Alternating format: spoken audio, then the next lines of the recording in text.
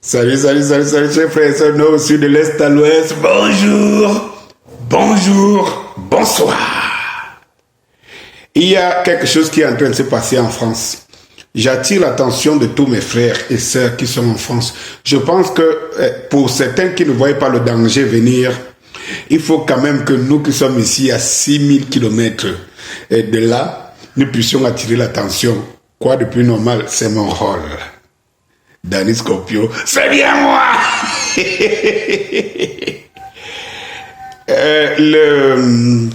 L'événement des dernières minutes de ces 24 heures en France, c'est la nomination du nouveau Premier ministre. Après la démission d'Elisabeth Borne, et vous voyez très bien que Gabriel Attal sera Premier ministre. Mais il y a une spécificité française qu'il faut relever ici, c'est que pour la première fois, je vois, on sait le Premier ministre avant qu'il ne soit nommé. Et ça, c'est la démocratie, quoi. C'est-à-dire qu'on sait le Premier ministre avant qu'il ne soit nommé. Tous les médias vous citent déjà un nom de celui qui sera Premier ministre avant d'être nommé. Donc, on a l'impression que soit c'est sous l'influence de Macron que Gabriel Attal, le jeune Gabriel Attal sera nommé ministre. Je fais cette vidéo à quelques, je ne sais pas, ou quelques minutes, quelques heures, il y a des préparatifs. Mais quand vous voyez toute l'armada, tous les médias n'ont qu'un titre, Gabriel Attal, où on fait l'autobiographie et machin, truc et tout, tu comprends toute une chose, tellement une chose. C'est que si ce n'est pas le réseau, c'est quoi?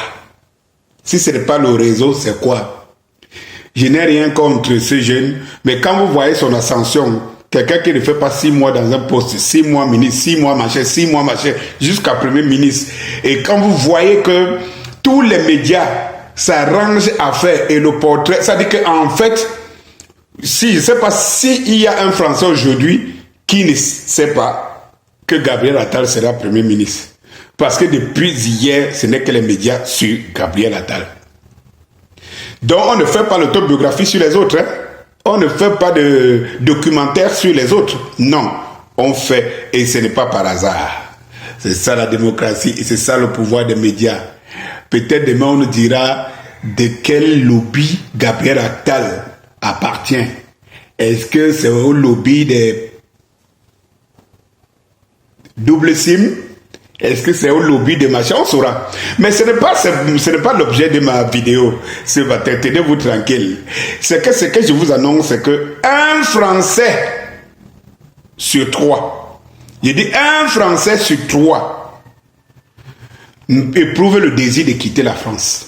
Bonjour. Vous n'aurez plus de problème à vous approvisionner sur vos produits ménagers, des frigos de dernière génération, appareils électroménagers de dernière génération, des climatiseurs, téléviseurs, frigos, les congélateurs, tout ce que vous voulez pour un vil prix. L'électroménager de dernière génération économise de l'énergie. Vous trouvez tout ça chez Carole.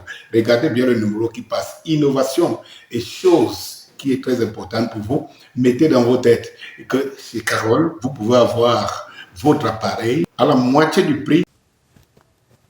C'est un sondage qui a été fait en France depuis ces derniers temps, mais que les gens n'en font pas trop de commentaires. C'est pas ça l'objet. Le sondage vient de démontrer qu'un Français sur 3 désire quitter la France, souhaite quitter la France. Un Français, pas des habitants de France, hein, pas parfois vous, mes frères de la diaspora, hein, on dit les Français. Un Français sur 3 émet son souhait de quitter la France.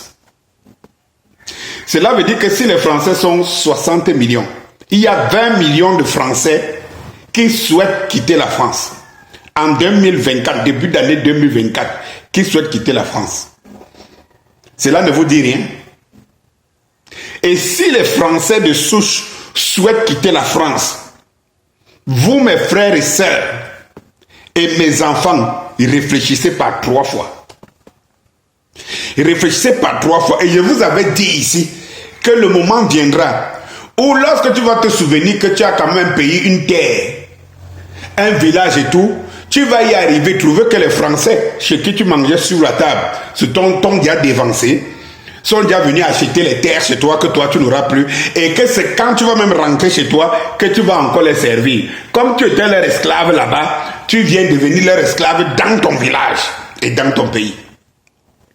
Il y a quelque chose qui est en train de se passer en France, mes chers frères et sœurs, et ce n'est que le début du commencement. Et comme je dis, prenez mes vidéos depuis 2 ans. Je vous alerte que la France est en train de se tiers-mondiser. La France a une dette de plus de 6300 milliards. Et les actifs de la France ne sont que de 4000 et poussières de milliards. Cela veut dire que quelqu'un peut acheter la France, là aujourd'hui. Acheter la France. Donc quelqu'un peut acheter la dette de la France et vous devenez, même je ne sais pas, peut-être que même Elon Musk. La France est un petit pays et qui a vécu longtemps dans les poches des autres. Qu'est-ce que vous n'entendez pas? Et lorsque les pays africains vont commencer à quitter le franc CFA et tout, je ne vous dis pas ce qui va se passer. Chers frères et sœurs, vous êtes avertis. À bon entendeur, salut. Bonsoir.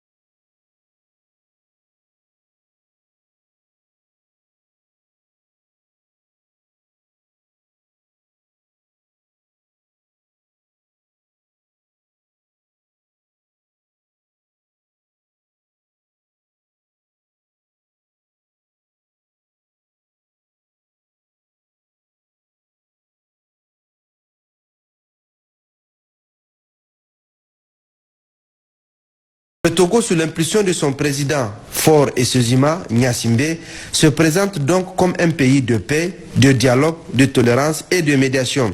Le président Faure est décoré plusieurs fois Grand Croix de l'Ordre national et commandeur de l'Ordre international des palmes académiques. Le Togo a clairement sa place de leader dans la sous-région, disponible et disposé à aider tous les autres pays, frères et amis du continent, ce qui en fait un candidat prédisposé au prix Nobel de la paix.